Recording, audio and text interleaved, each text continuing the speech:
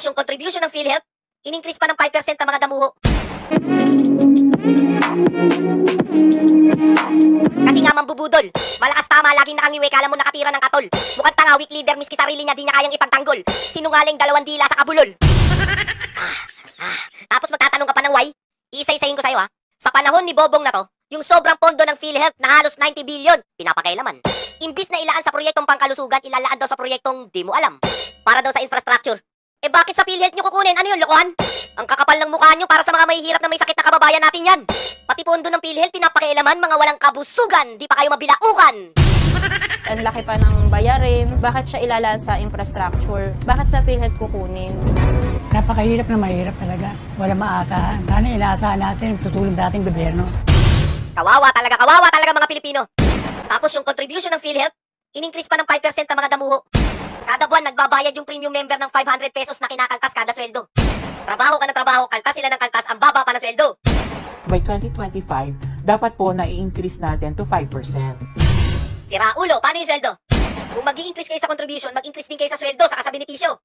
Increase kayo ng increase, ang baba na sweldo, ang taas pa ng bilihin, kakarampot na lang matitira sa mga nagtatrabaho. Tapos sasabihin nyo, mahal nyo yung Pilipino? Ang mahal nyo lang yung bulsa nyo. Ang mayaman pagka nagkasakit, dadalhin sa ibang bansa. Ang mahirap pagka nagkasakit, dadalhin ka lang sa kama. Bahala ka kung mabuhay ka pa.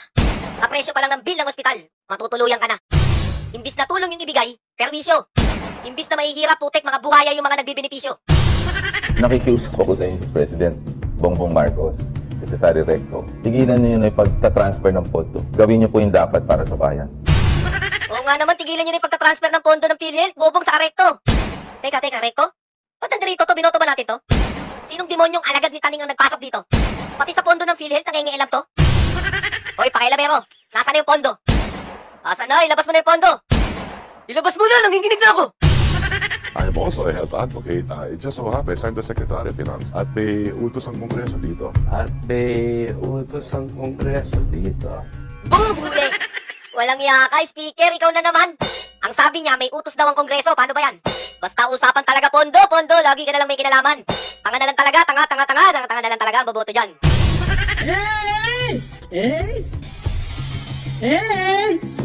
Ang galing mo, Argoy! Ang galing! Ang galing mo talaga, Budoy! Kung ano man yan sinesenyas mo, ikaw lang ang nakakaintindi. Pagdating talaga sa pondo, putragis wala na kaming masabi. Kung gaano kalaki yung pondo, yung bulsa mo, ganun din kalaki. Dahil sa'yo, sisemplang yung pinsan mo, parang motor na sumemplang sa kurbada ng Marilaki. Tingnan mo kinuha yung 90 billion sa PhilHealth, tapos uutang sa World Bank, ang galing. Uutang sa World Bank para daw sa health system. Ulitin ko kinuha yung 90 billion sa PhilHealth, tapos uutang sa World Bank, ang galing. Uutang sa World Bank para daw sa health system. Magkano? Sa dollars, 509.24 million. Kung sa peso naman, 28.7 billion. Kung uutang din kayo ng 28.7 billion, bakit kinuha nyo sa PhilHealth yung 90 billion? Ngayon lang nangyari yan sa ating bansa. Talagang ngayon lang nangyari yan sa ating bansa. Yung ekstrang pondo ng PhilHealth, saan na napunta? Tanong mo, baka diretso sa bulsa. Sa sobrang galing ni Speaker sa pondo, binigyan mo yata ng agimat. Basta usapan pondo, mabilis pa sa kidlat. Hindi na naawa sa may mga sakit, yung pondo mukhang ginangster pa. Hindi na nabusog sa 90 billion, umutang pa. Kinuha yung ekstrang pondo sa PhilHealth, yung magbabayad ng utang tayo pa. Imbis na wala kang sakit, putek, magkakasakit ka. Hindi po nangangahulugan na dahil sa health sector din ginamit ay justified na o legal na. Malinaw po na ang budget na to ay nakalaan para sa premium ng mga indirect contributors natin. The way, let people do as much as they can.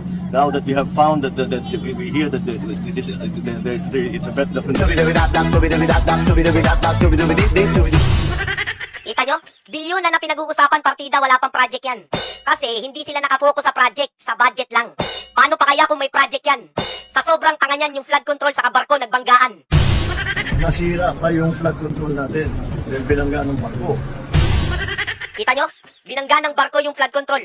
Ay, hindi pala binangga ng flood control yung barko. Binangga ng barko, basta may nagbanggaan. Hindi lang klaro, pero bahala na kayong umintindi dyan. Flood Management National Government Budget.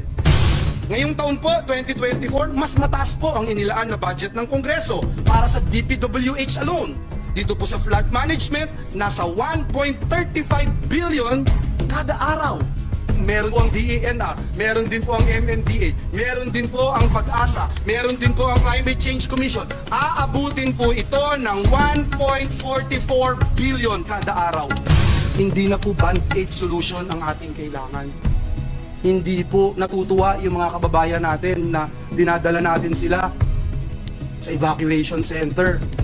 Kahit may dala po tayong relief goods, hindi na po sila natutuwa. Hindi naman po nila gustong pumipila lagi para makakuha ng relief goods, Mr. President. Wala na pong gusto na pumipila para makatanggap ng relief goods. Ang gusto nila, solusyon. Hanggat wala po tayong klarong solusyon o master plan, mananatili po itong unli baha. Pero hindi po unli ang resilience ng ating mga kababayan. Hindi po unli ang ating pondo. Hindi po unli ang buhay ng ating mga kababayan.